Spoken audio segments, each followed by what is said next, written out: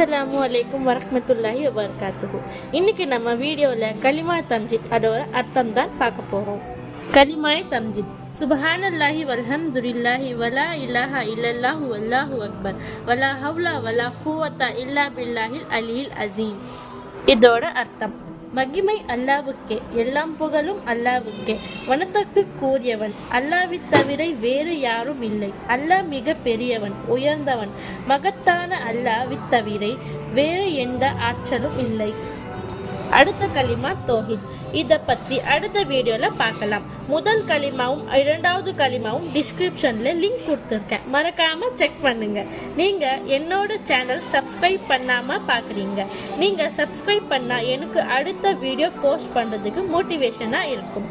மறக்காமல் subscribe and like பண்ணுங்க. உங்கள் ஃபேமிலி ஃப்ரெண்ட்ஸ்க்கு ஷேர் பண்ணுங்க. அவங்களும் இஸ்லாம் பற்றி தெரிஞ்சுப்பாங்க. அஸ்ஸலாமு அலைக்கும்.